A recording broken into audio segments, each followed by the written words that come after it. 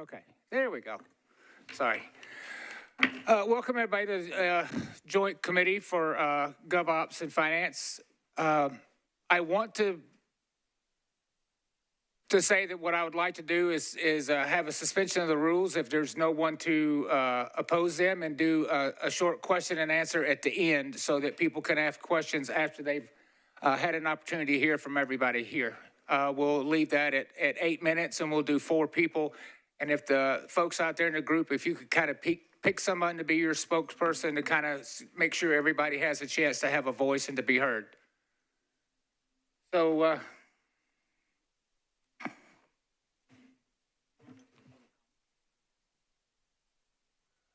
public comment would be at the end for 8 minutes for 4 people, 2 minutes apiece, if that's okay, if we don't have any objections. All right, well then let's move along. So I called this because I wanted to talk about the transition from Chronos to Oracle. And it doesn't seem like it went as smoothly as I think a lot of us wanted it to go. A lot of people were unpaid, some people were paid wrong amounts, and that is unacceptable. I have been through this exact scenario at my previous employer when we moved off of Chronos onto Oracle. And what we did is we had everybody clock in on both systems for 2 months before we went live, so that everybody understood and everybody knew how to clock in. And we had each one of the timekeepers measure that and make sure that everybody was doing it correctly. If someone missed the clock out for lunch or somebody missed something else, and then they had an opportunity to be corrected on the front end before it ever went live. And it doesn't sound like an awful lot of stuff went into this, because we have an awful lot of people that say they didn't get paid. And I'd like to start with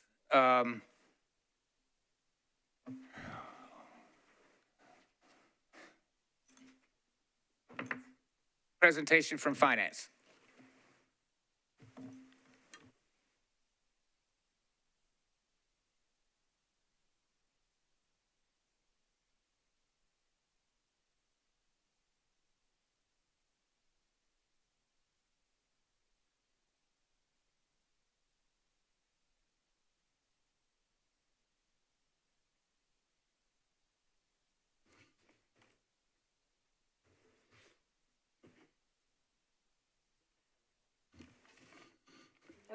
Okay, great. Good afternoon. My name is Janine Reed, Director of Finance, and I appreciate this opportunity to talk with you today about the Oracle conversion. Thank you so much for your time and engagement on this important topic. Ensuring timely, accurate pay for all employees and pensioners is our highest priority, and we take this responsibility very seriously. We are aware of the challenges some individuals have experienced with pay and benefits during this transition. And for that, I am deeply sorry. The issues we have experienced during this transition are not okay, and we will continue to work diligently with our partners to fix them. Our employees and pensioners deserve reliable and accurate pay, and we are fully committed to this responsibility. Large enterprise systems like Oracle Cloud do not fully stabilize go-live day. This is known and documented, and the reality of an implementation of this scale. What that means in practice is that some issues only surface when you go live with real employee data, real payroll cycles, and real ERP data or accounting data. When those issues have emerged, we have worked to identify and correct them. Now, we recognize for individuals that have been impacted, that explanation does not make the experience acceptable. And our focus remains on resolving every outstanding issue. I would be remiss if I did not recognize the employees who have been working on the project, working evenings, holidays, and weekends to address and resolve issues.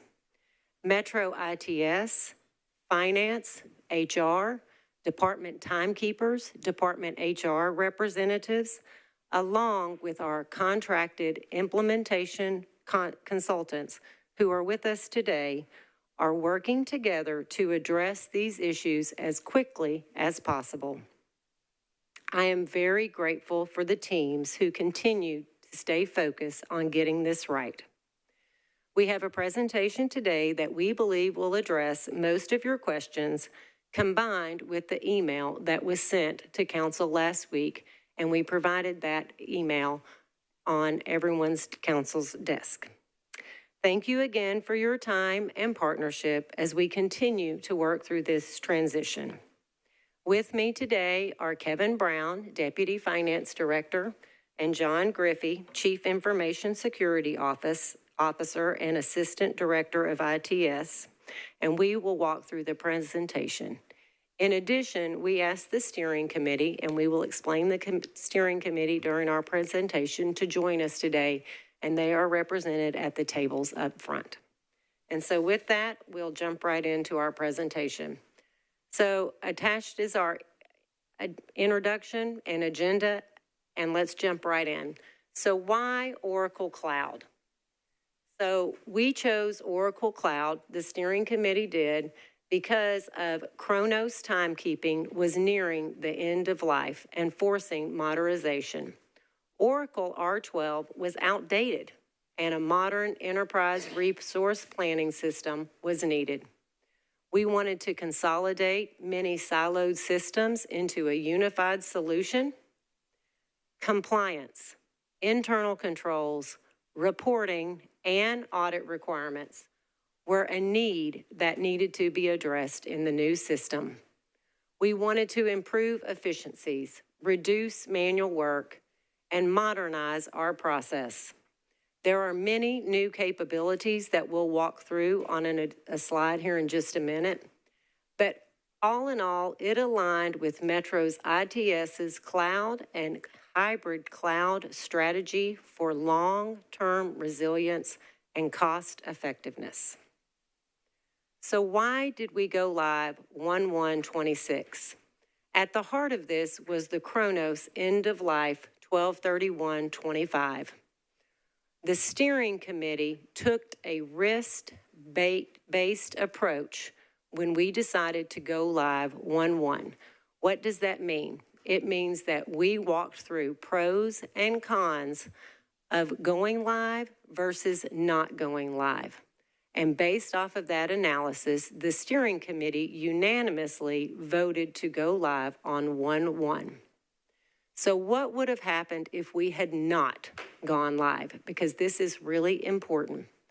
We would have manually been processing time punches for about 1,600 MMPS employees. We would have been doing manual absence accruals for about 15,000 employees. Now, this would have been at least for 3 months, because at the earliest next go live would have been April 1st for tax reporting and other reporting requirements and compliance. The conversion of the absence and time data that would have been kept in Excel would have eventually had to been merged into Oracle Cloud so that we could have full calendar year reporting. In addition, when you think about purchasing for a moment, because purchasing was also impacted, we paused all of Metro's solicitations in mid-November. Why did we do that? Because you could not have an open solicitation when you moved into a live environment.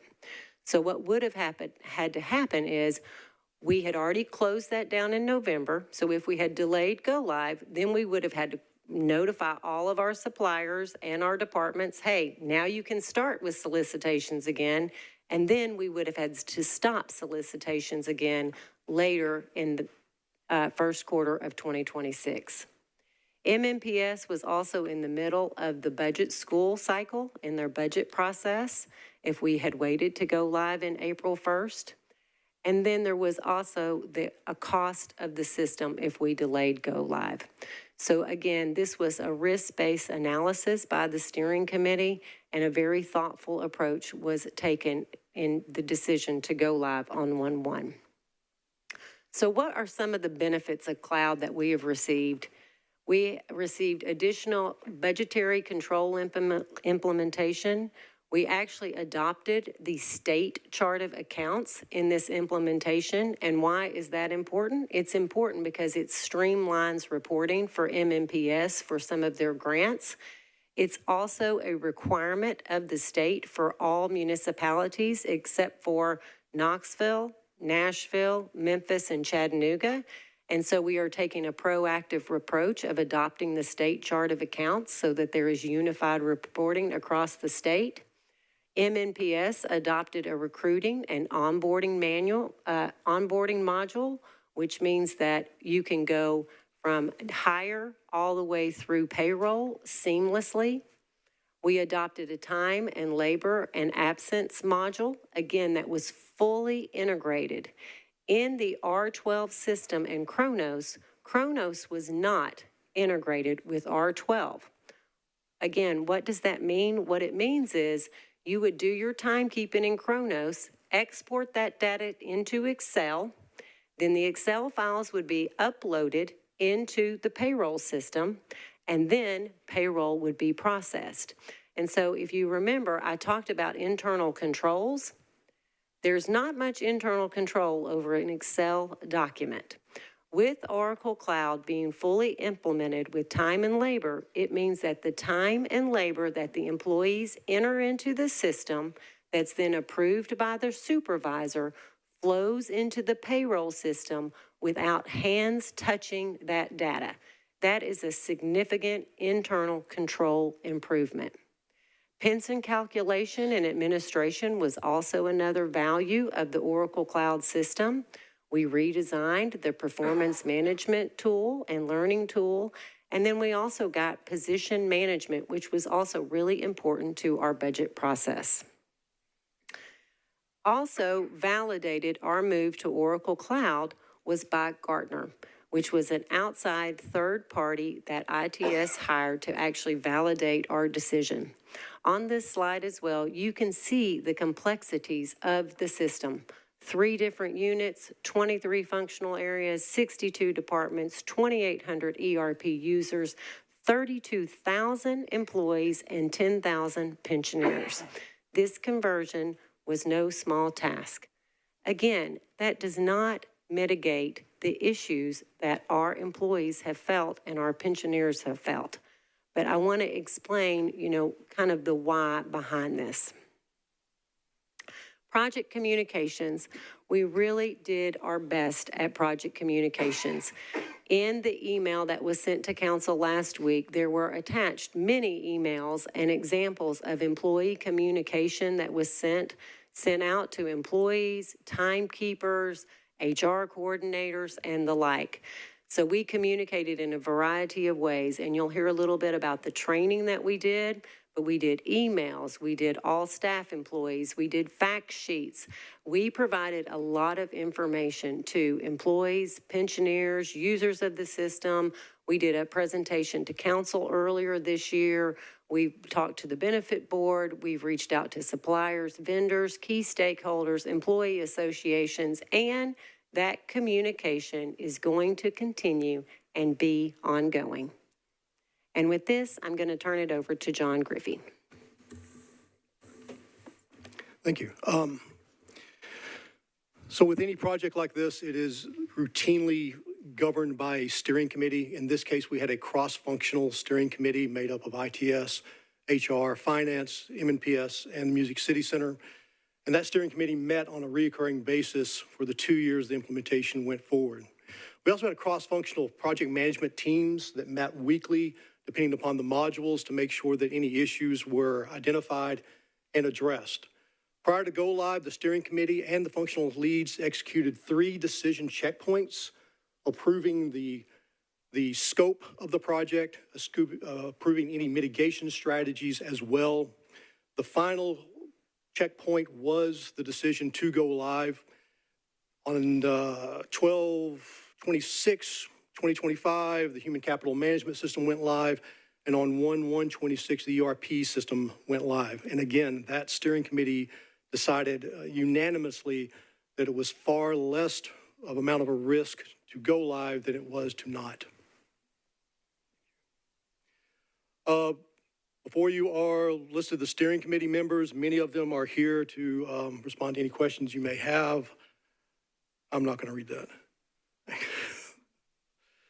As far as the testing process, we did go through 5 test cycles, starting with 2 test cycles of PRT, which is basically helping us to develop the test scripts that we were going to use for our business process testing, which had 2 cycles in it.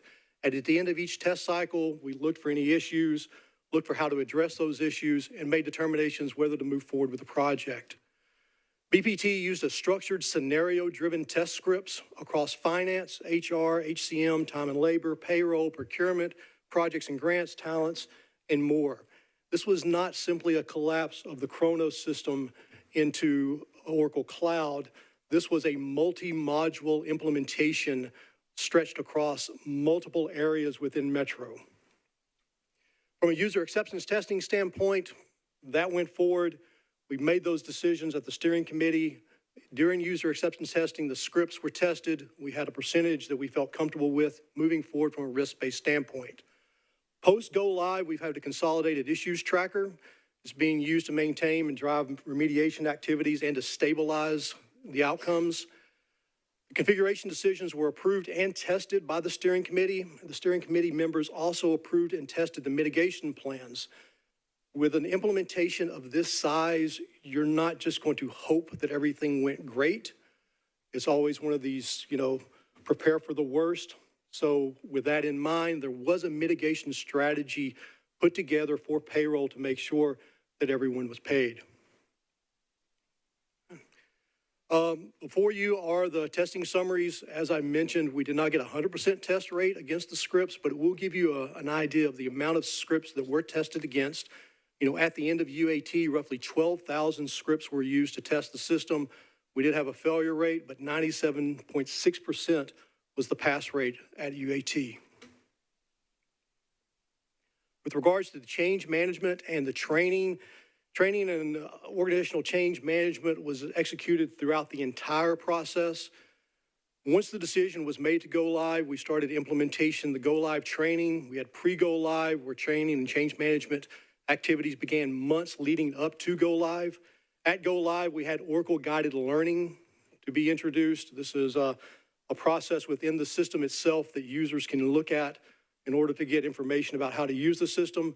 And there's been several post-go live activities as well that are geared towards training. This is a rough look at the process that was used for developing the training implementation.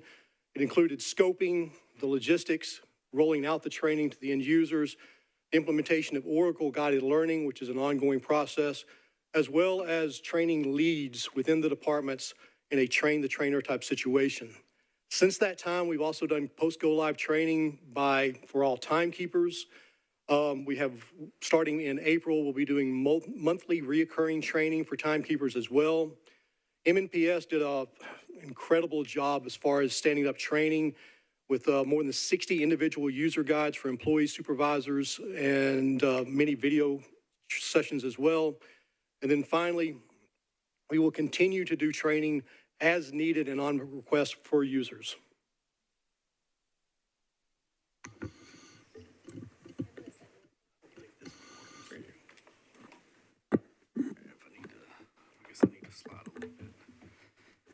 All right, before we progress through the next couple of slides, I'd like to take a moment just to talk about the risk, the mitigation plan and why it mattered.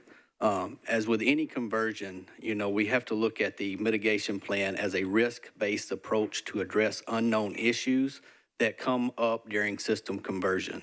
And as everyone knows, payroll is a highly sensitive area.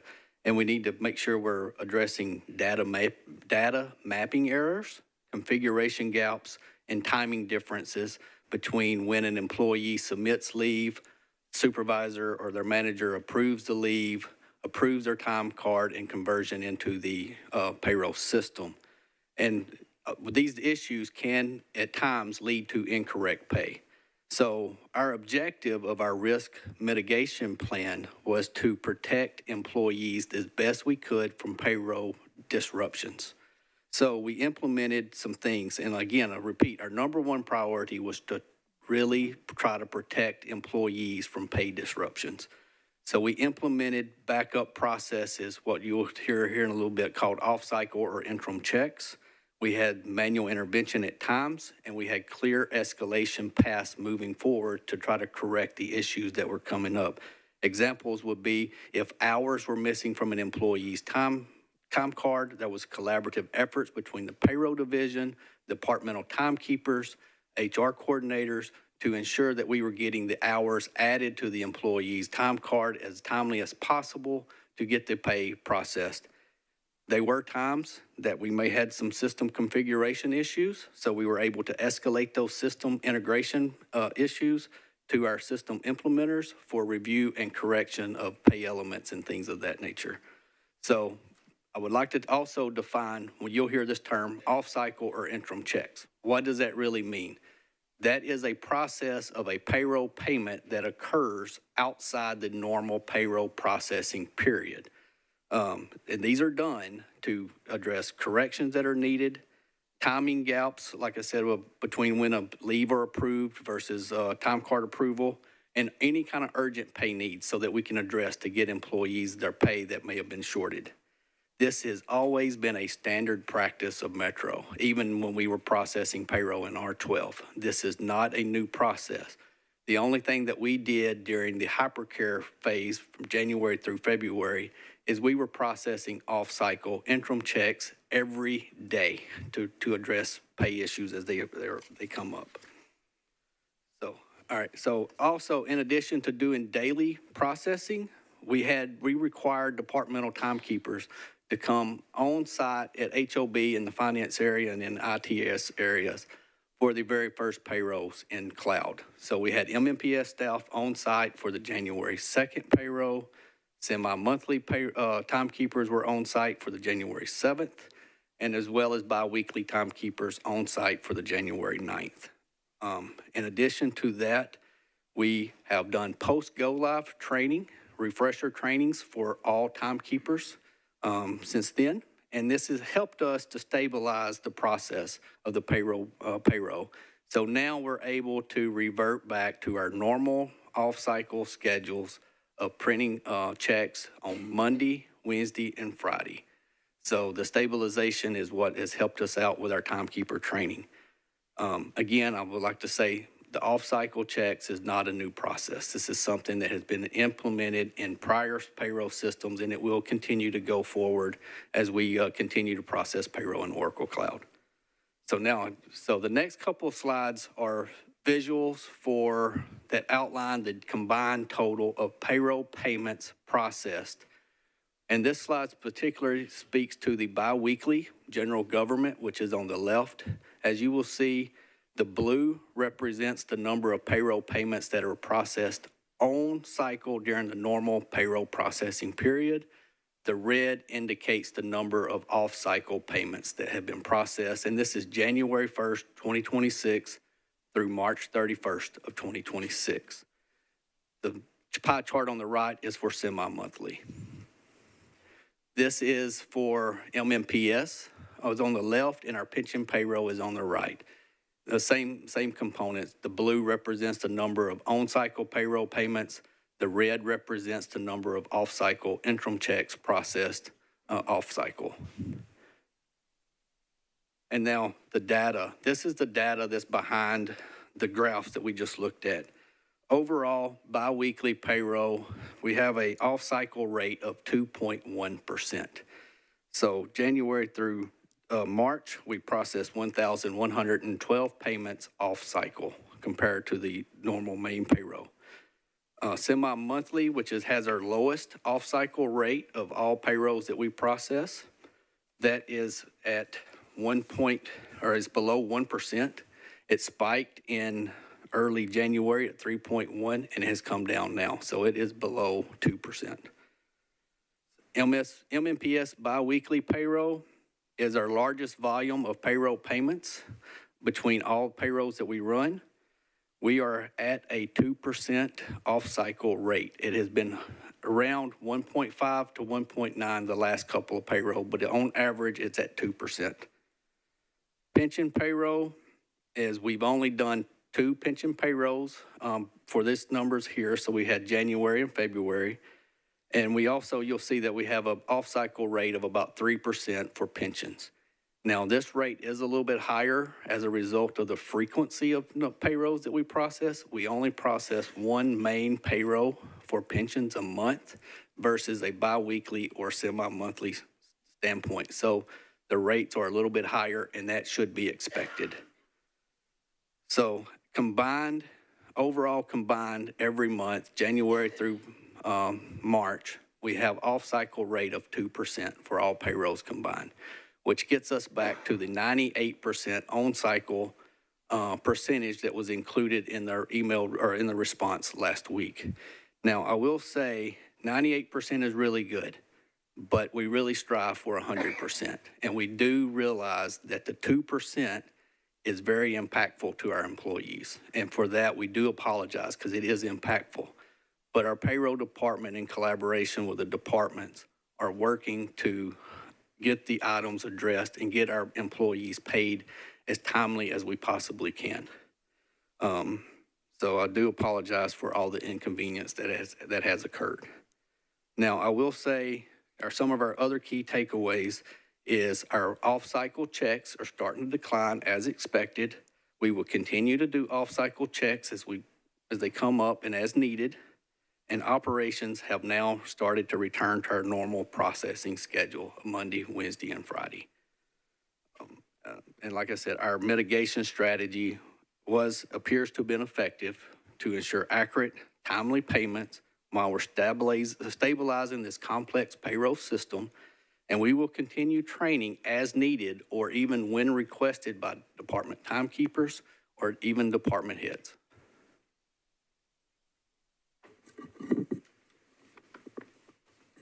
Right, I briefly want to touch on the pension process, and here you'll see the pension workflow.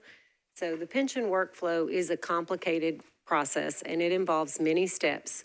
This is just the HR portion of the pension workflow, and the next slide demonstrates the process once that paperwork is sent to payroll and all of the steps that payroll goes through to work through pension payments.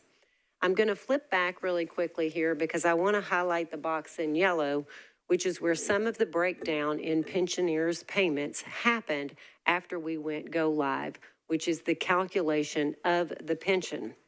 So payroll earnings are essential for the pension calculations for both credited service and pensionable earnings, especially the final payroll earnings.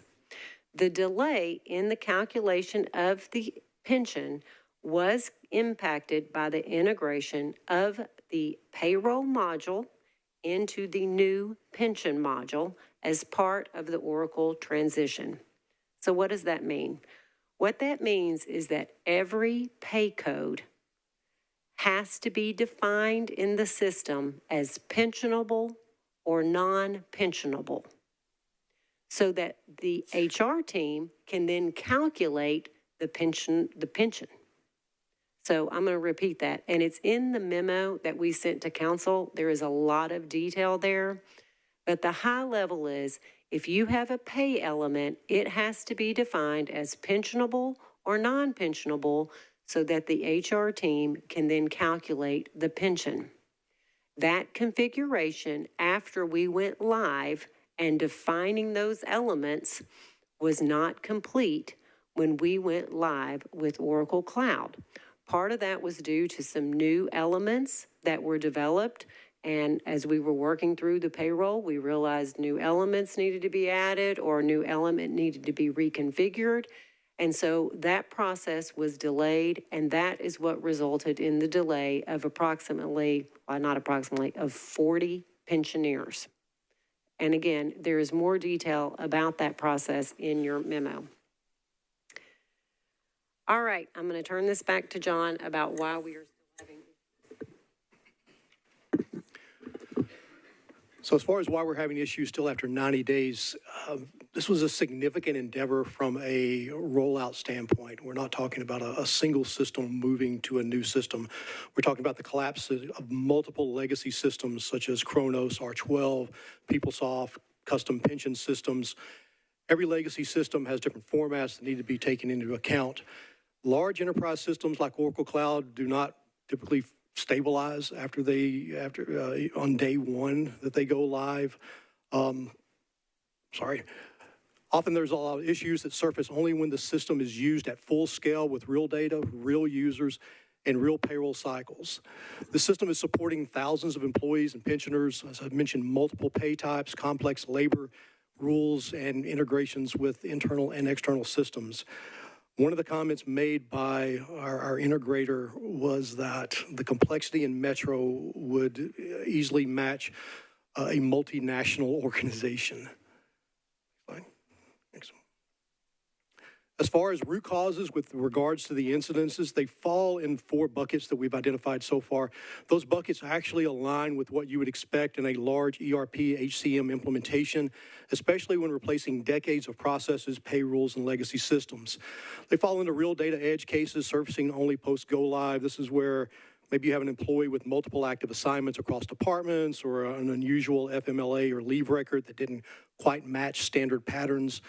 You've seen cross-module configuration dependencies where, this is a end-to-end implementation involving not just paying someone or collecting, their time and attendance, but also multiple areas that marry HR all the way to the finance. Some of those modules have dependencies. Some of those cross-dependencies configuration issues surfaced when we went go live. Change management and configuration management complexities as well played into the part, as well as data conversion variances. As I mentioned, Metro was migrating from multiple legacy systems, including Kronos, R12, PeopleSoft. A lot of those systems have different formats, rules, usage patterns. As much as we tried to account for that during the scripted testing, sometimes these systems are only going to surface once you go live. With regards to issue tracking, I mentioned that we are centrally tracking any issues within the system. Part of the issue that is part of the things that we are tracking is also the criticality of the incidents. That's determined by the impact, the stakeholders. We have since go live, we have weekly meetings across functional areas, including payroll, HCM, and ERP to address issues. And we also have ongoing targeted meetings with work streams and consultants to mitigate these issues. So looking ahead, our financial and HCM activities are cyclical. And so I want to be clear that there are a lot of first-time events that are yet to happen in our calendar cycle. Fiscal year end, closing all of the ERP modules, we have not done yet. We have an annual audit that will also occur. MMPS salary roll, GG implementation of pay plan, longevity pay, annual enrollment, and calendar year-end close, the issues of W-2s and 1099s. All of those are still yet to occur, and we are doing everything we can, again, to mitigate these issues as we run into these first-time cyclical processes. But we do want to make folks aware that since we haven't had these happen yet, there is the possibility that we may have issues as we take on all of these first-time incidences. This is just a snapshot. This is not all inclusive of all of the events that will take place in our cyclical activities. This is just a snapshot. Stabilization efforts, we know we are continuing to focus on improvement. We are refining our configurations. We are strengthening our controls. We are validating changes. We are ensuring the systems remain reliable and predictable. What we would like to do is promise you to come back, and we would like to do that after we submit the budget in the 1st of May. And then the idea is that we will come back and continue to communicate with council about the Oracle Cloud process. And with that, we'll turn it back over to the chairs. Okay, so, ooh, the arms just come up.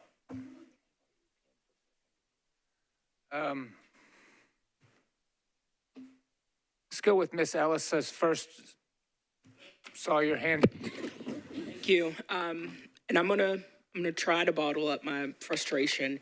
And thank you all for showing up. I know an apology or a sorry doesn't, ring up at the cash register. So what I want to know, and I want to be respectful of some of my other colleagues that have questions, but for the pensioners that you have identified that had the issue, have you all sent out a letter to those retirees? We have been in contact with all of the 40 pensioners that were backlogged, and all of those checks have been issued, and my understanding is picked up.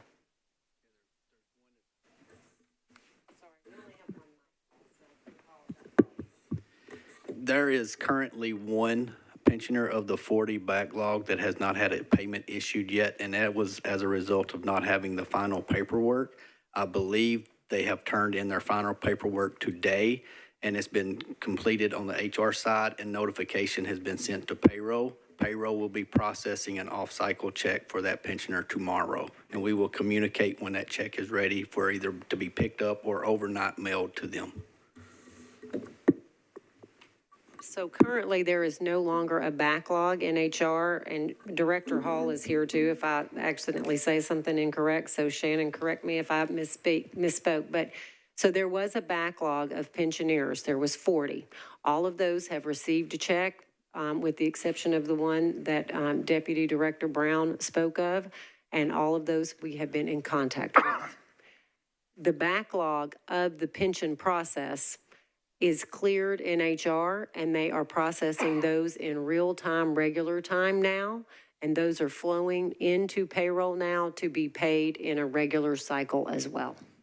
Okay, my second and last question, unless we have more time, is how many of the interim or off-cycle checks have been issued since this Oracle went live? I can go back to that slide, or let's see. The total, let me pull up my little presentation here. The total interim checks that we have issued since go live for all of our payroll cycles, and including pensioners, was 4,227. Got it. And just to close that loop, understand from Ms. Higgins' response is that now it's on the departmental timekeepers to report issues. Is Finance Central tracking by department what those issues are? I'll turn it over to Kevin. I'll answer it and then let Kevin kind of give some further clarity there. But yes, what we've asked is employees to work directly with their timekeepers. And the reason we do that is the timekeepers are in the best position within the department to verify what the employee is saying. So if the employee is saying, I missed hours, I didn't get paid for overtime, for example, the timekeeper is best positioned to work directly with that employee and the employee's supervisor to verify that information. Once the timekeeper has verified that information, then they work directly with Central Finance and our payroll division to correct and issue interim checks. To our knowledge, all employees have been paid. To our knowledge, we are not aware of an employee who has not received a check. So I want to be clear on that. If there are people who are missing some earnings or missing some overtime, then they need to work directly with their timekeeper is what we have asked. Now, we have been working we have worked a lot with timekeepers. I'll let Kevin talk a little bit about the process of working with the timekeepers to address issues. We've done training, et cetera. And Kevin, I'll turn it over to you. All right, thank you. During every payroll processing period that we have for the normal on cycles, we run a pre-payroll calculation that will generate a payroll reconciliation report that is distributed out to the department timekeepers to give them the opportunity to review that report that is reflective of the hours and earnings that would be on the employee's pay for that pay period. And if they see discrepancies, that is at the point for which they reach out to payroll with questions, concerns, and notifying us that employees are missing hours. At that point, we do some research to determine why the hours are not on the employee's time card. Is it a result of a leave request that hadn't been approved? Is it a result of some extra hours, overtime request not being approved? So we work hand in hand with the departmental timekeepers to determine the reason why the hours are missing. And if sometimes it is a lack of approval on an employee's time card, at which point the timekeepers can approve those requests, and then we can retransfer the hours from time cards to the payroll system. We roll back the payroll calculations so that those new hours come in, and then we regenerate another payroll calculation, which generates another payroll recon report. Typically, we run pre-payrolls about 3 times a period with 3 new updated payroll recon reports before any payroll is finalized. And we try to get as many hours onto the time card in the payroll system as possible before we finalize that payroll period.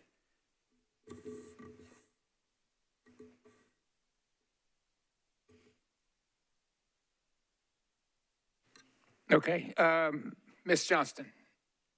Hold on a second. There we go. Thank you.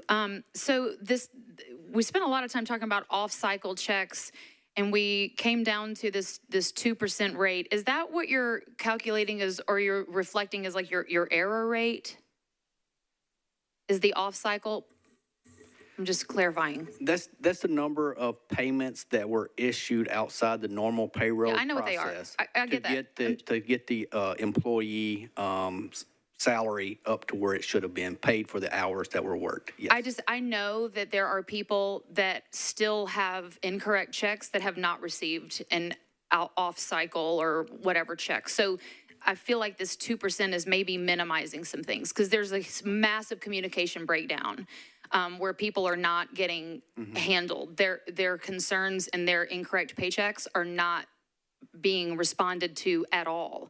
And I think that's probably the biggest source of the frustration is that, any problem can be fixed, but if you're not being responded to, that temperature level goes up pretty fast. And so when I communicated back, because I got the email and said, hey, there was off-cycle checks, and I can't tell you how many people said, I never received an off-cycle check and my check is still messed up. Now, that's the timekeepers, talk to your timekeepers, really concerned about the retirees.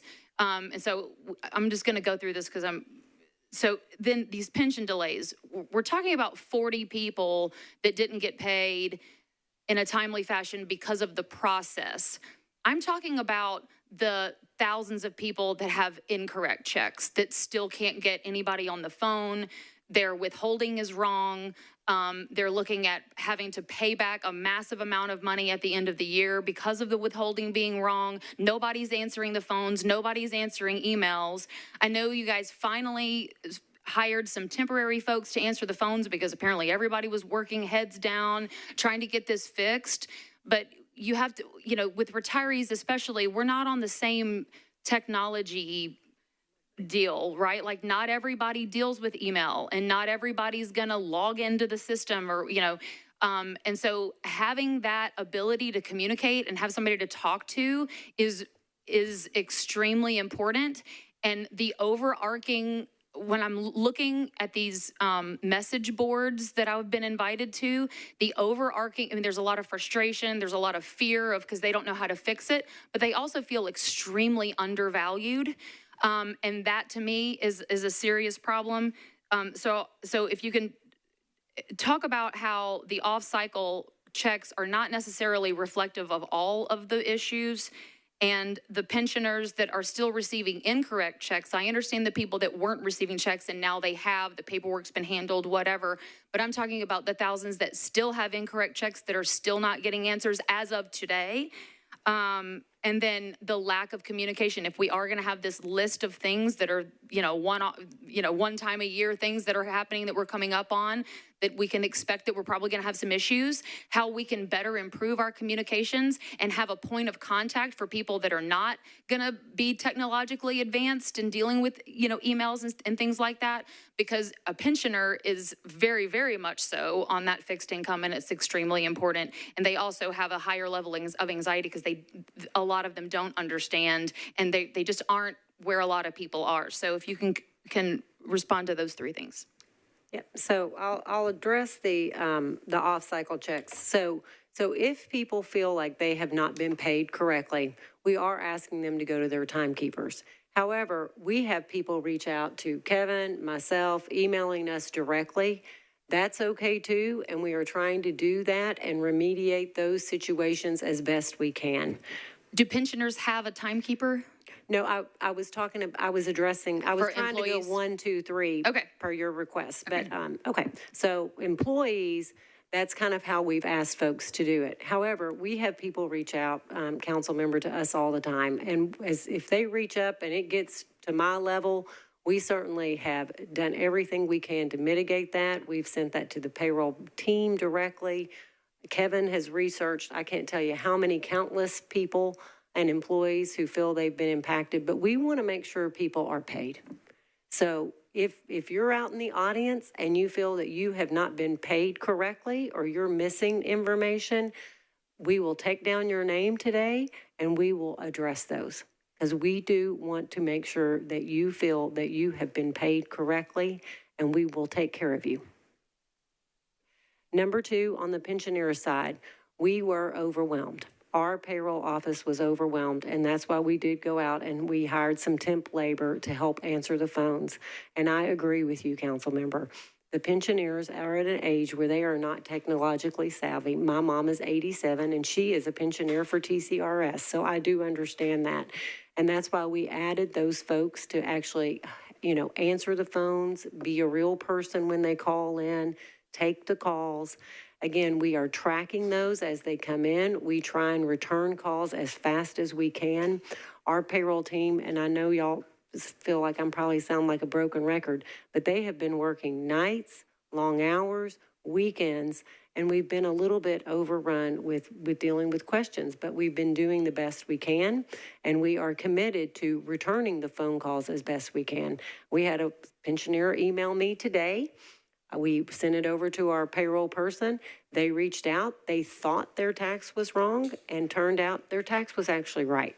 So, but it's important to answer their question, because if there is a perception that the check is not right, we want to make sure we're addressing that perception. Perception runs the show. And so we do want to make sure that we are reaching out and talking to all those folks. So that's kind of how we're dealing with pensions. And Kevin, if you have anything to add, you can. And then I missed your third question, council member. Just the improved communications as we're coming into these year-end cycles and all these things that we're expecting, maybe some problems. And then also I'm going to add to it, when we think this is going to stabilize out, where we think we're going to be back to something normal, as far as regular paychecks, pension checks, all of that. I mean, do we have any sort of light at the end of the tunnel? I mean, I know we've gotten better, and I appreciate that, so I don't want to minimize the work that's been done. But if one person's not paid correctly, that's too many. So do you have any sort of thoughts on when people can expect it to be, this nightmare to be over? Okay, can I go back to your third question? Yeah, the communications? Yes, communications, thanks. So communications, we are continuing to communicate with employees on a regular, ongoing basis, sending out all employee emails. We email a lot to our timekeepers and rely on our timekeepers and our HR coordinators within the departments to also disseminate that information down. Because to your point, not everybody has a Metro computer, for example. So I'll give you an example of some communication we did when we went go live. We actually hand printed all kinds of fact sheets that timekeepers could actually hand out individually to their employees on a piece of paper.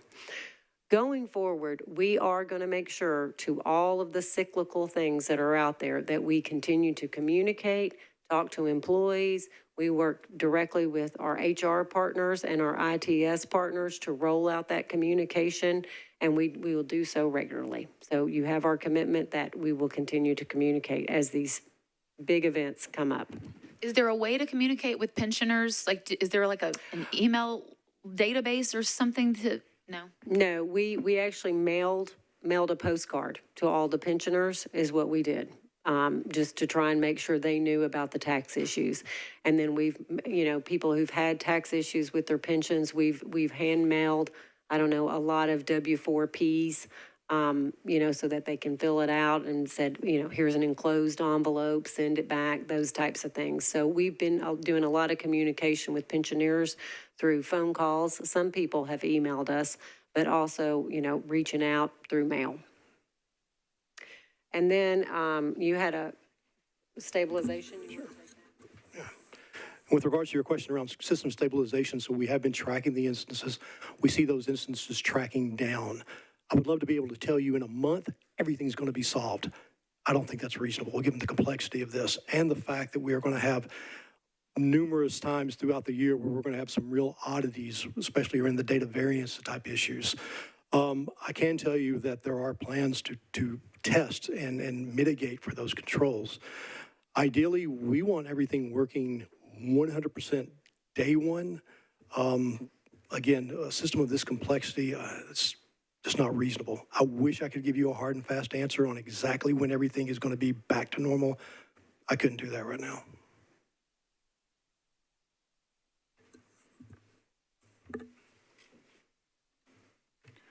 Mr. Huffman, hold on just 2 seconds.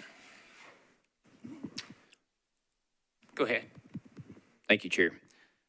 Thank you all for coming today. Really appreciate the explanation on some of this, especially from Mr. Griffey. I have a little bit of a technology background, so that was really helpful for me to be able to hear about the testing. Couple of comments that I've got, and then I'll jump into a couple of questions. First off, to reiterate what my colleague, Councilmember Johnson said, the communication has to be on point right now. We just saw this with NES. I don't know if y'all heard, but Councilmember Johnston actually joked. It was like NES just a second ago. And it, in all seriousness, in the time of crisis and something like this, communication really matters. Number two, just to drive that point home, it shouldn't take a council member to advance situations. I appreciate y'all when I've reached out, but it's got to be better. Number two, really around the testing, did any of the pre-launch testing involve real-world testing, real-world data, or was it all testing data? It was real-world data. It was, okay. In regards to that, you had mentioned that the failed rate was, or success rate was around 95%, somewhere around there. Is that right? After your UAT, I believe it was right around, 97%. 97. Right. How was that in regards to other Oracle implementations that you've seen? I couldn't answer that question. I'd have to look into it and get back to you. Yeah, okay. In regards to, and I'll wrap this up, Chair. I know you got some more folks, but I think, Kevin, you mentioned the data mapping errors. Is that a situation where if somebody reaches out to y'all and it's a situation that could possibly affect multiple folks? Yeah, I figured it was that case. So I wanted to highlight that for the people that are still having issues. If you do have something like that, to reach out, because it is very helpful. And lastly, thank y'all for what you do. In all seriousness, I understand what kind of a crisis this is. Appreciate your service, but, we got to get this fixed. Thank you.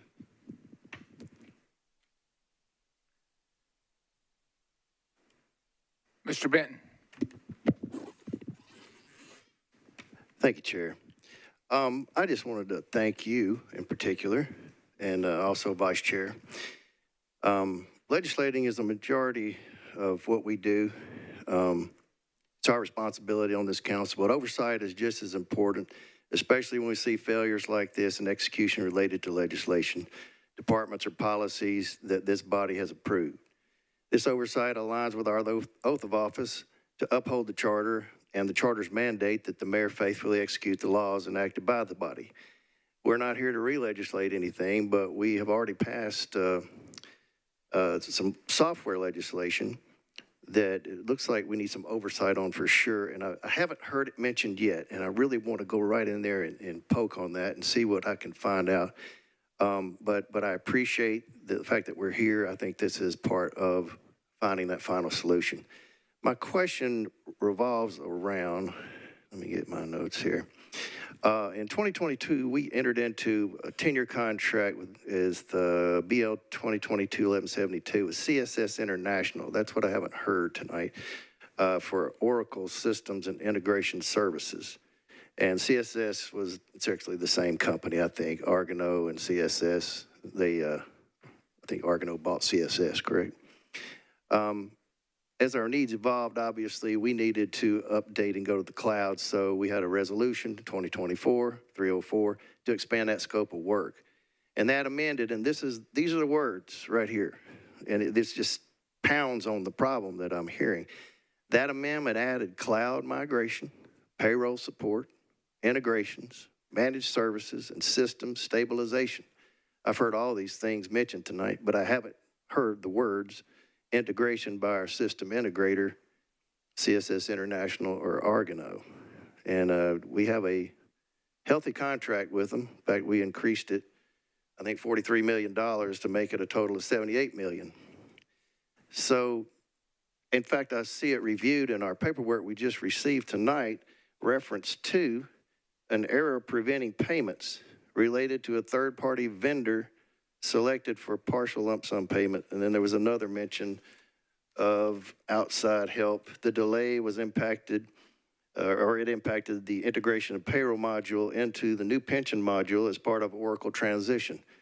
So that kind of points me back to the transition portion. We paid additional monies to this company, did we not, to integrate, systems integrator. And it seems like you guys are the ones at IT trying to carry all that heavy weight of the integration portion. Where does that go together? How are they earning their money, I guess, is one thing. And can we rely more on them so they can get this thing right? Because that's their area of expertise. I know it's a lot for you guys to do. And I do acknowledge this is a monstrous undertaking. I get it. It's hard. And I appreciate the fact that you only got 98% or 97% in the trials. But where was Argano during all this?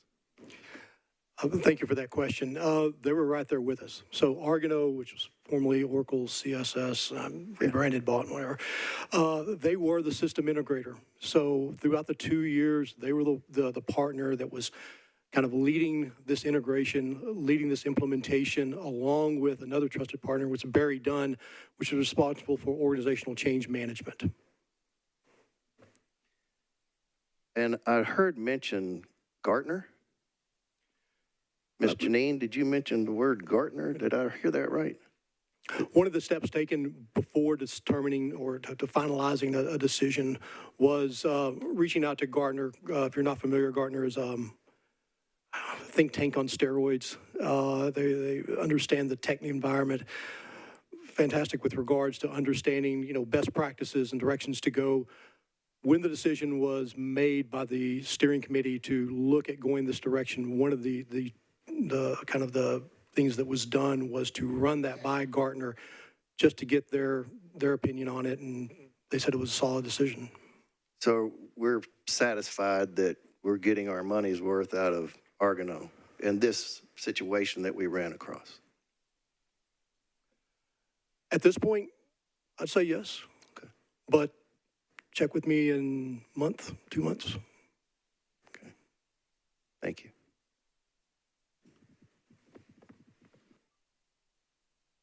Ms. Allen, did you have your hand up?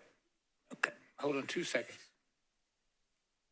Go ahead. Thank you. Just talking about technology again, there's been a lot of references to checks, like actual paychecks being mailed. Is there direct deposit to most people, but pensioners prefer good old-fashioned checks, or is it faster to get it to them direct deposit?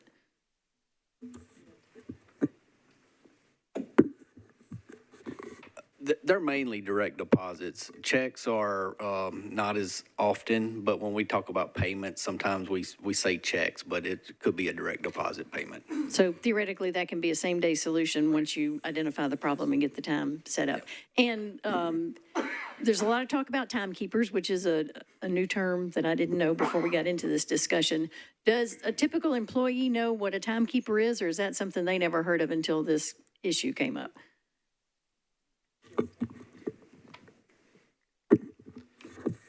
Every department has timekeepers. I think the role of the timekeeper has evolved from what it was previously to what it is now, and I think that is under consideration and possible review of updating a job description because that role has evolved. And every department has at least 2 to 3 timekeepers depending on size. Some even have more like sub timekeepers that kind of help support the roles of their primary timekeepers.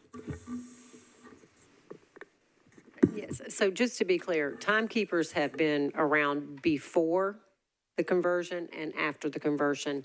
And I think, again, I want to make sure that we understand that during this transition, not only was there a system migration, but we also did a lot of process migration. And that's part of the reason Barry Dunn was brought in, to also help with change management. And the role of the timekeeper, as Kevin mentioned, has really changed during this migration. Not only has their role changed, but there is a slew of other roles that have changed as part of revising processes to streamline, be more efficient. And so I think over this next year, as we continue to work through this, we will help redefine the roles and clarify what the roles are. There may be some realignment out there as well. I know, like our payroll team, for example, we are still getting, we are still continuing to train and adjust some of those roles in the payroll department as well.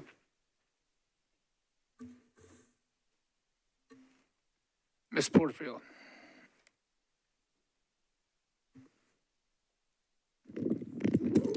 Thank you, Chair, and thank y'all for being here today. I learned a whole lot. I just have 2 questions. Is there a way to proactively email all employees? I know you all said if someone believes that they're still missing pay, for them to reach out to either their timekeeper or to reach out to you all. But is there a way to proactively just email everybody to let them know this is where we are in the process? If you're missing anything, this is directly who you reach out to. Yes, we sent an email out actually today that went actually out from my mailbox to all employees that are on the system. And we outlined kind of, number one, we had been receiving some questions about, hey, where can we get, our W-4s for tax filing? So we had already communicated that, but we resent that back out with links for that as well. And then we also reiterated the process for all employees to notify us. Okay, perfect. Thank you. And then I didn't know that y'all did that, so thank you.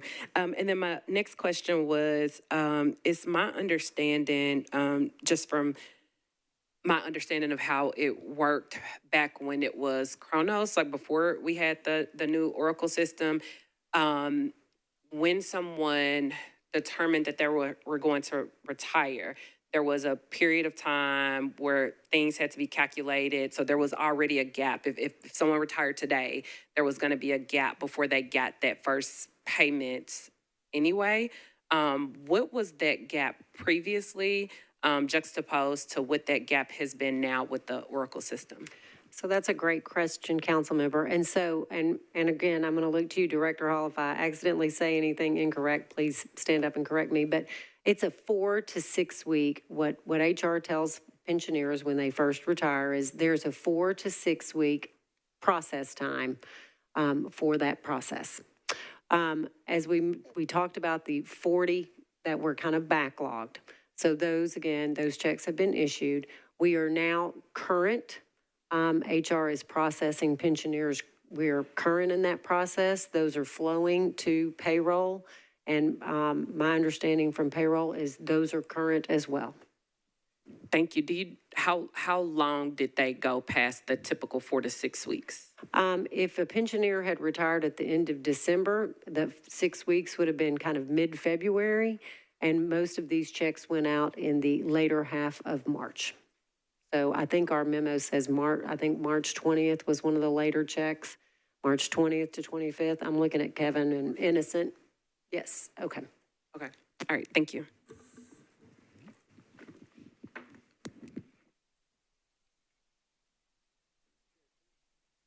Chair Toombs? Thank you, Chair Hill, and thank you to everyone for coming today. As a fellow government employee, I know these technological upgrades and transitions go so well, said no one ever. And I understand, you know, when the phones are ringing off the hook and you're trying to fix things and also maintain employee morale of the folks who are working around the clock to help fix it. So thank you for the work that you've done. I have 3 questions. So piggybacking on what Councilwoman Porterfield said about notifying the employees, and I know Director Reed, you said that you sent out the email, and I received that email today. But is it possible, and I don't want to overcomplicate things, but working with the department heads and having them also reach out to their employees and say, hey, you know, by this date, let me know if there are some payment discrepancies, kind of putting a little extra teeth on it. A mass email sometimes gets ignored. Well, oftentimes gets ignored. So it may be better coming from the department head. I think, council member, I think that's an excellent idea, and we will take that and get that done. We'll try and get it done within the next week. How about that? And then secondly, I know I'm a manager in my position, and I enter in time and approve time.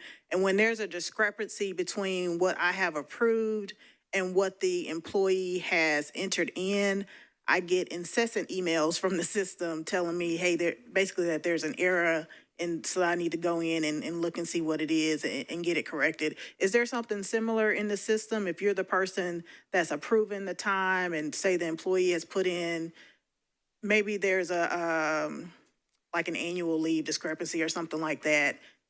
Is there some type of built-in like notification to the person that's approving the time, like, hey, there's a discrepancy, you need to look at it?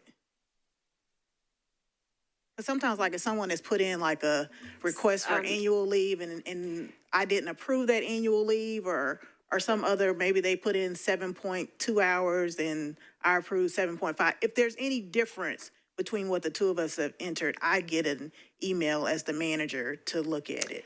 So, and again, I'm going to look to Innocent and Kevin, but the employee would enter, let's say, an absence. And if they tried to enter and take more time off, like more vacation than they had accrued, the system won't let them do that. Okay. So there are like fail-safes in the system to say, hey, you can't take 40 hours of vacation because you only have 20, for example. Okay, Same thing on sick leave or any of our, absences. Okay. In regards to, entering your actual time, the system also has some fail-safes built in terms of how you enter some of that. Okay.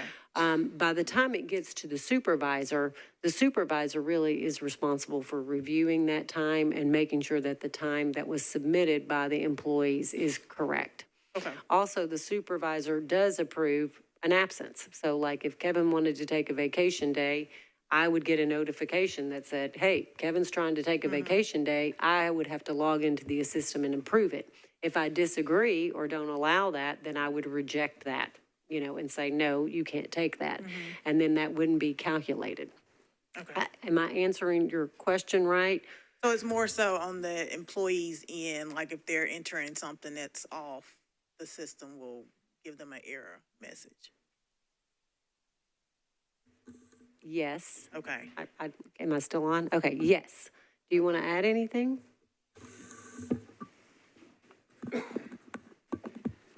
I know, I need to check to see if there's an actual notification when there's a discrepancy. I do know there is a notification when the employee reports the time, but I will follow up on that specific question about the notification when there's a discrepancy between what is submitted versus what is being approved. Okay. And there was an email chain that I saw where it seems to be an issue between the employee and whoever approves time as to the amount of overtime worked.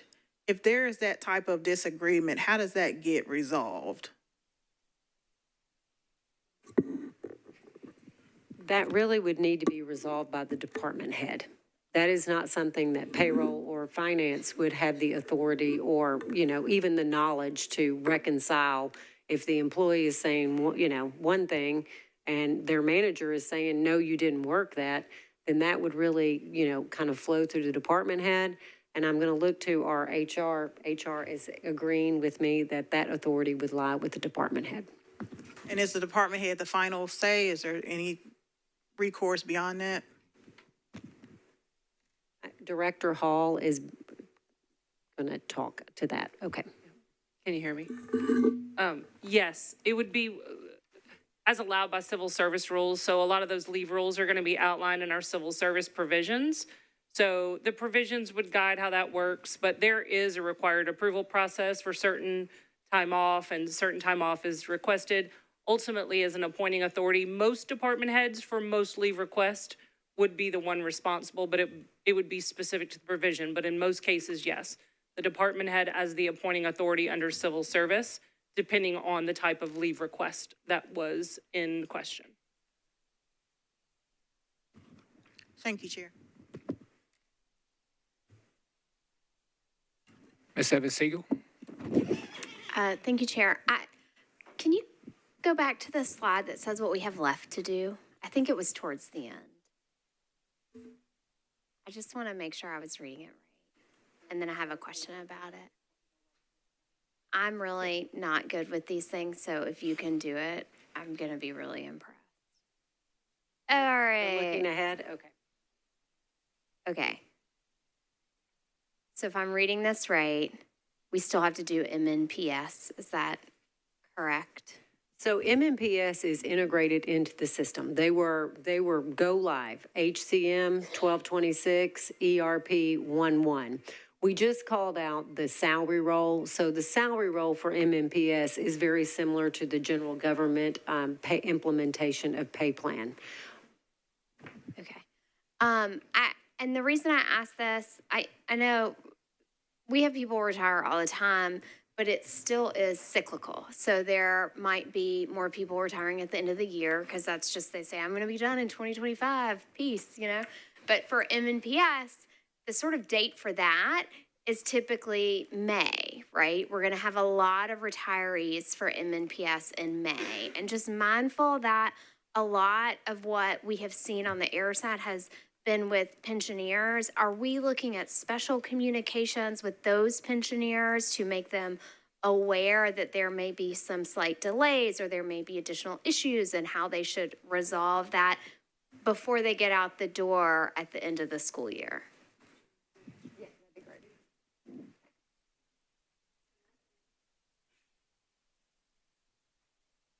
I think it's Okay. Can you hear me? Okay. Now that all of the earnings are flowing into the pension calculation, we are off to the races. So there should be we are calculating in real time, pre-post go live. It's just those 40 that happened right at the end of the year that had earnings that fell into the new system that were an issue. Everybody before that and after that, we are back on our normal calculating cadence. You're totally correct. We get hits, especially from our MNPS support staff. Just a reminder, the only pensioners that would flow under what I would call general government benefits are the support staff, but it's a good chunk, nearly half of the population, and that is a very popular time for many of them to retire. So we do get cyclical hits, but we are calculating pensions on our normal cadence right now. So there should be no future issues right now, save some really squirrely calculation that will come up. But right now we're okay. Everything is fine and back to normal calculating. Okay, thanks.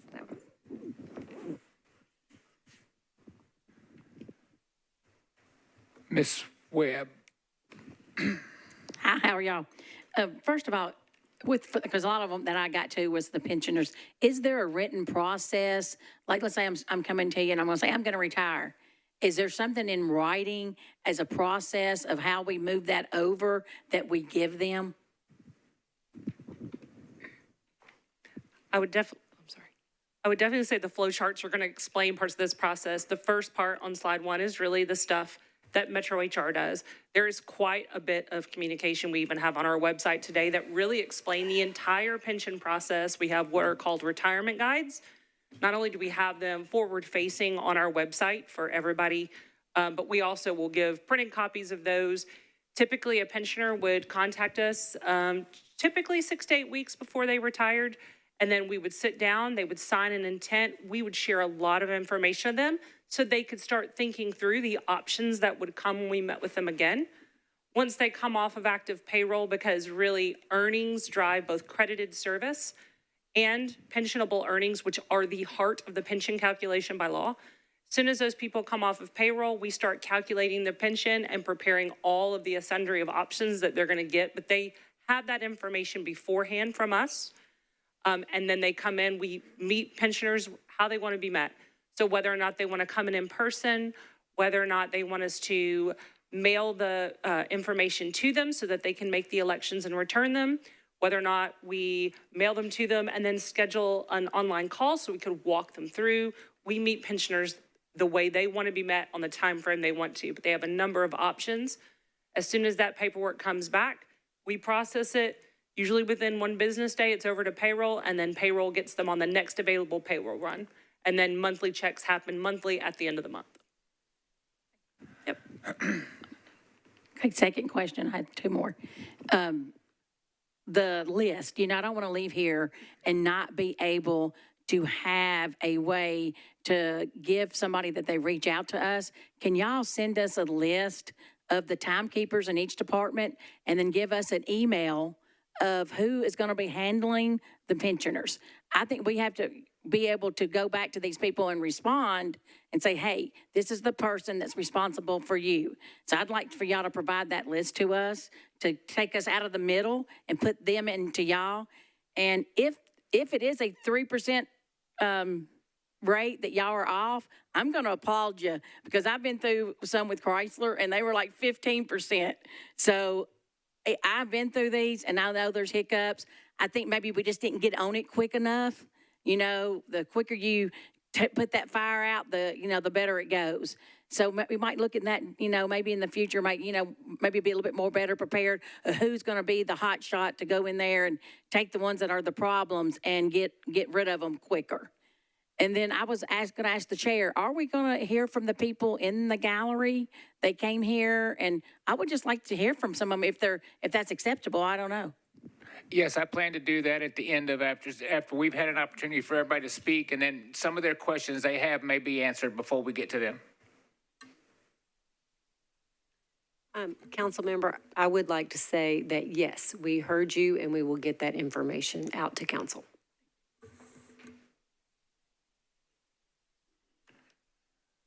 Hold on, Mr. Coopin.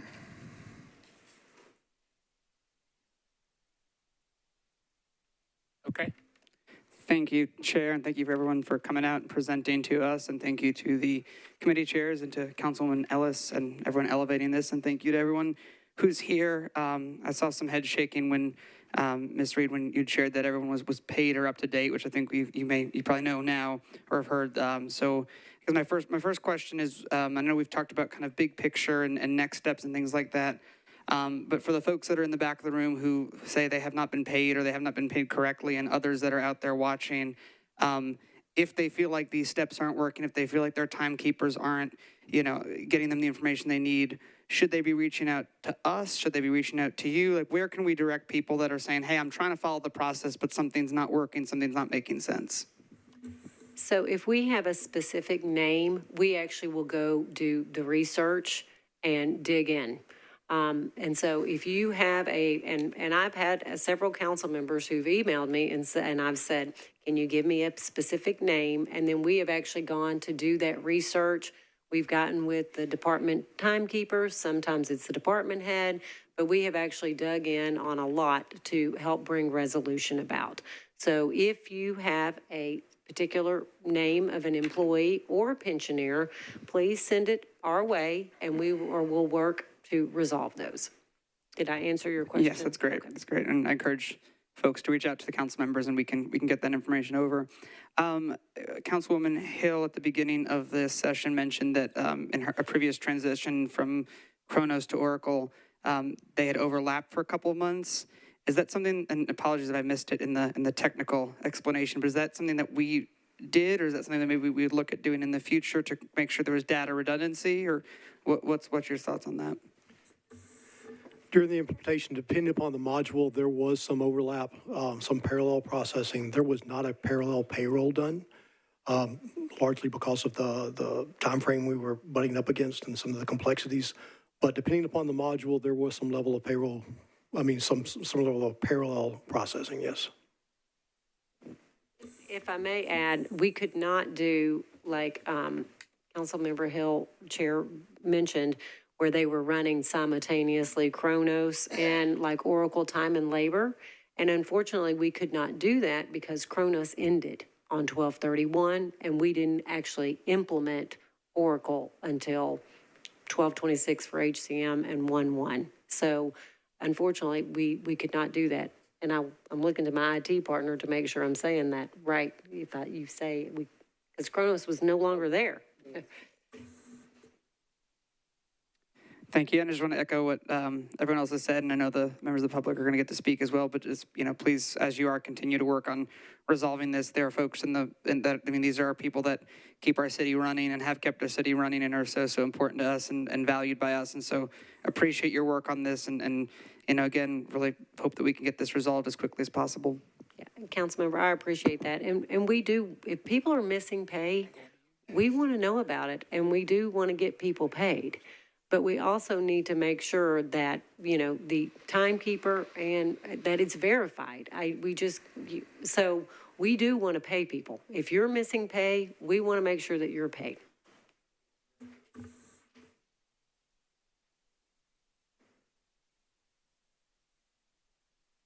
Okay, is there anybody I missed? I think we've been through everybody. Vice Chair, do you have anything you want to add? I would like to open up for public comment for 8 minutes and let at least 4 people come up and speak and voice their opinion. If you'll just line up, and we'll try to keep it at 2 minutes or less for each one, and we'll try to move through that. Give me just a second.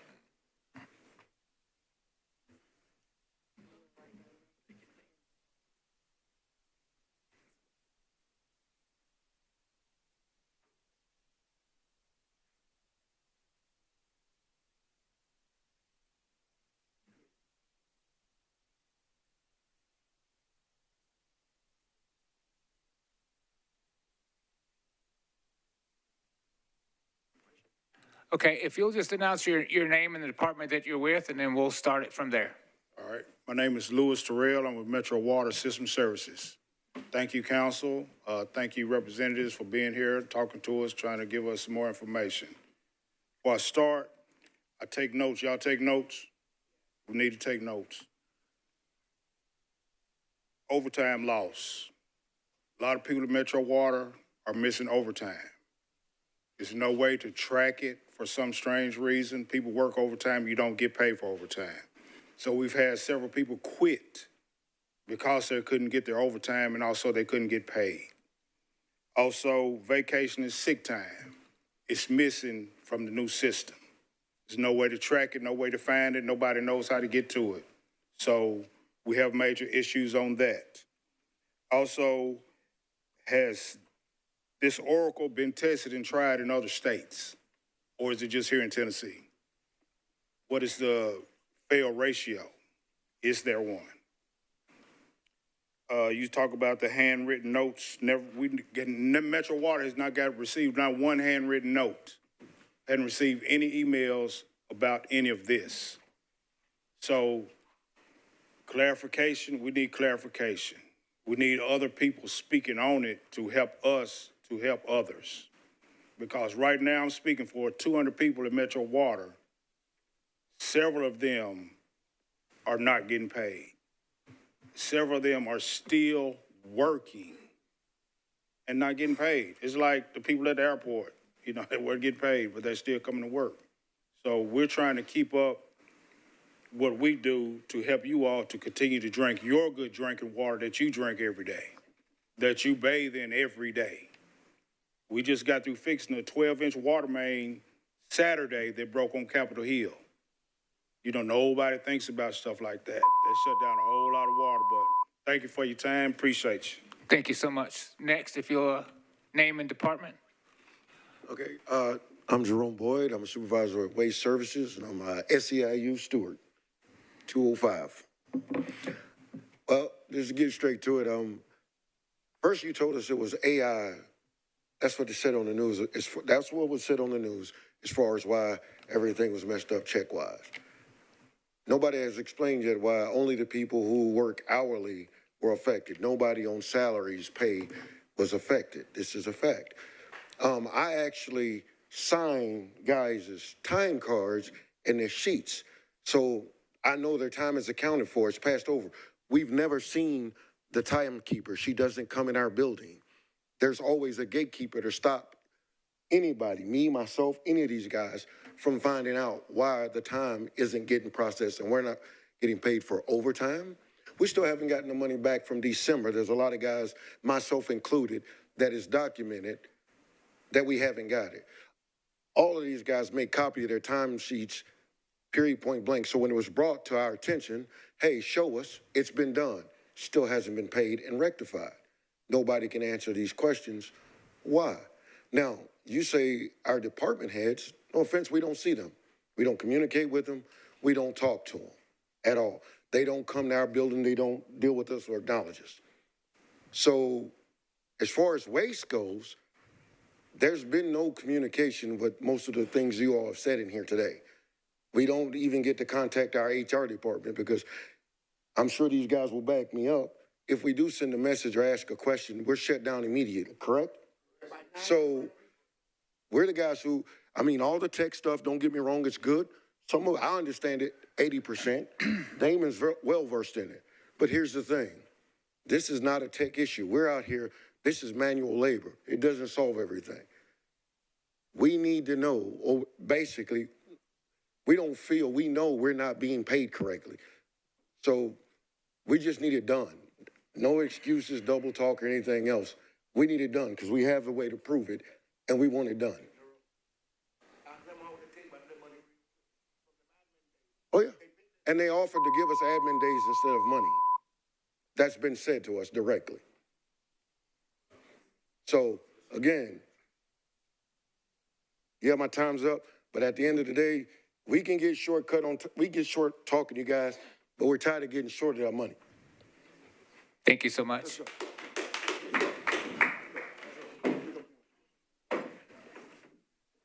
Hold on just a second before you all leave. Can I get ask a quick question of everyone in the gallery? Can you please stand up if you've not been paid correctly? We all standing. That's why we came. Okay, can you make sure I have your name before you leave? Yeah.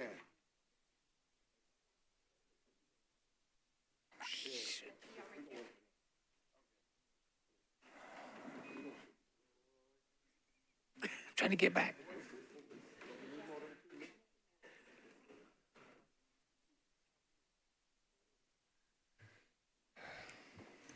Sorry, go ahead, Ms. Porter. Thank you so much, Chair. If you all don't mind staying, Director Reed said during her presentation that once y'all are finished talking, she's gonna come back there and speak to anybody who has not been paid properly. So if you could just stay a few more minutes, then Finance can talk to y'all directly and get everybody's information so that there's not any additional delays. Great, thank you, Ms. Porterfield. Go ahead, ma'am, if you. Good afternoon, and thank you all for being here. I'm Mary Polk, retired Metro school bus driver. Let me just go in hard on MNPS because they try to tell people that they cannot get an off-cycle check. I worked at Vanderbilt's payroll office for 16 years. I know what off-cycle checks are, and I know they should be getting them. A lot of them are still not being paid correctly. Let me just say it was my unfortunate to retire January the 9th this year and get right out of the middle of this mess. Now, did I ever get a check? I retired on January the 9th. That was my retirement date. My first check came on March the 20th. That's still not all of my money. That means I don't have any March money. That was January money and February money, but no March money, and it's April tomorrow. I got tired of telephoning because nobody was picking up the phone. All you get is voicemail. So I respectfully, at 72, I still am a little savvy on tech savvy. I got you. I sent an email. 5 people went down that email, and I don't know who Ms. Parker is, but Ms. Parker said, I will respond to Ms. Polk. That was on the 24th. Today's the 31st. I'm still waiting on that response. You said that we all got emails. I just checked my emails. I never got anything for retirement. I'm willing to give up my 2 seconds left if you can figure that one out for me. I just need my money because, let me tell you, my house note, they don't want to hear about that situation. Just to clarify, the email went out today to all the employees, not the pensioners. What we did to pensioners was we sent the postcard. I never got one. I'm still waiting on that too, I guess. And, okay, again, we'll get your name and we'll look you up and make sure. And we have, Innocent Darby is here, our payroll manager as well, and he'll talk to you as soon as this is over. Yes, thank you, ma'am.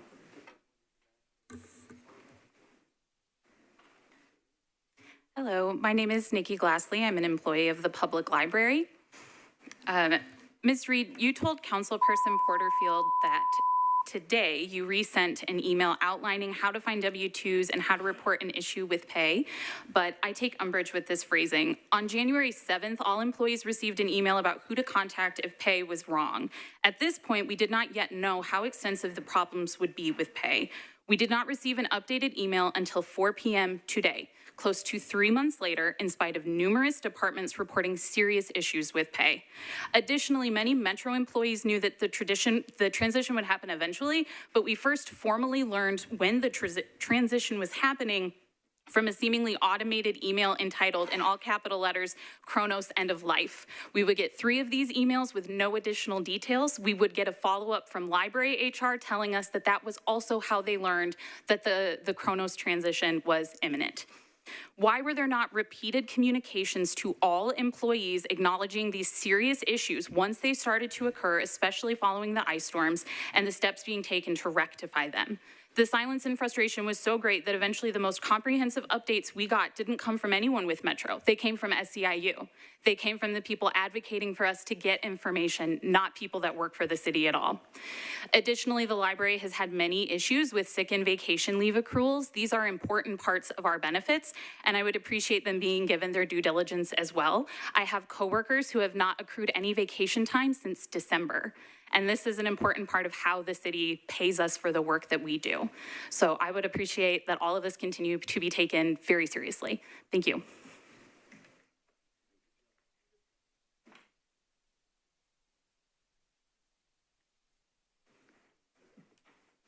Go ahead.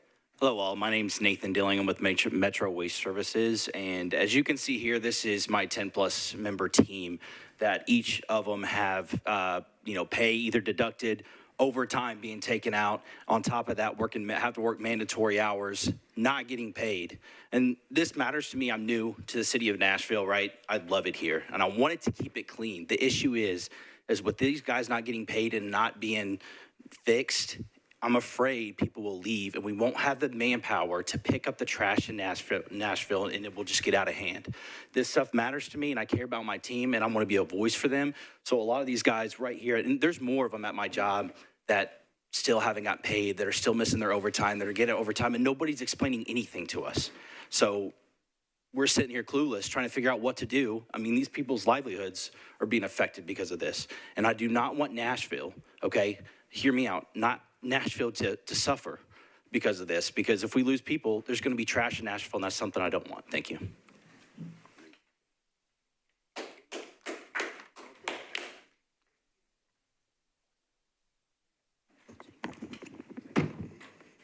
Hello, my name is Brittany. I'm here on behalf of my husband, John Turner. He works for Metro Schools.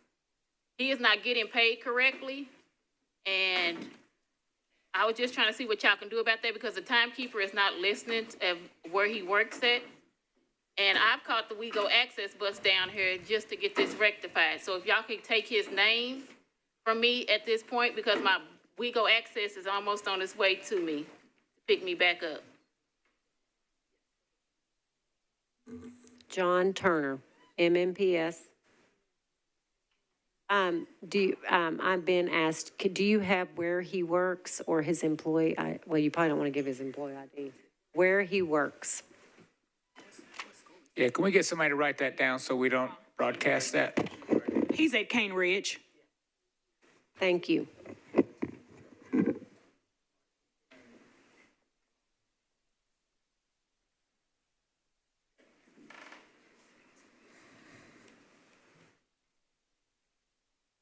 Anything else?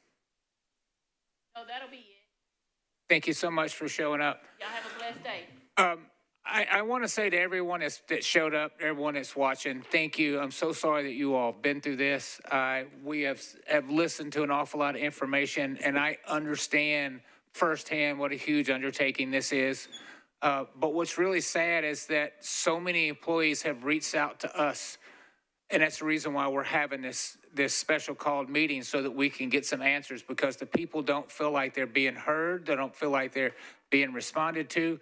And someone who's lived paycheck to paycheck, when you don't get your check on Friday, it very well could mean that you don't have gas to go to your second job on Saturday because you didn't get paid. And so I want to know if I know that we heard that we write checks on Monday, Wednesday, and Friday. That's the way we've always done it. But if someone hasn't been paid, is there not something we can do till we get this situation under hand to make sure people get paid in a timely fashion, on time, and current now? Because like one of the people spoke, mortgage company doesn't care if you've had an issue. Car payment doesn't care if you've had any issue. Child care doesn't matter. So this is a very, very important issue. Tomorrow is April, and we're still fighting this. A lot of us council members are here because we're inundated with phone calls of people that are just so frustrated. So what I would like to hear is a collective that you all will work on this, make sure that this is rectified immediately, and do whatever you need to do to get everyone paid current. Councilmember, thank you so much for this opportunity tonight. And yes, we are committed to that exact thing that you said. We want our employees to be paid accurately and timely. It is our priority. It is one of the most important things we do. And we take this very seriously. Thank you so much. Has anybody else got anything before we close out? Hold on just a second, Miss Ellis. Let me be real plain. People work hourly jobs and they work overtime because they need that money. Don't mess with these people's money. People have been messing up paychecks since January the 3rd. You just can't let people go without being paid. Someone not having their correct amount of money means they can't buy groceries that they planned for. That means they can't feed their babies. That means they can't get gas, you know? And I appreciate you all coming in and the work that you all have done, but there is nothing more important than paying people and paying them on time. So now the people that have planned to work overtime throughout the summer, what are they supposed to do? How can they trust that they're going to get their money? I mean, Metro government has failed the workers that make this city run, and this is not acceptable. That's all I got. Thank you, Ms. Ellis. If we don't have anything else, we're going to come this to a close. I would like to say one small remark, if I may. To any trans person that works in Metro, today is Transgender Day of Visibility, and I see you, I stand with you, and I appreciate you. Thank you so much, and with that, we're adjourned.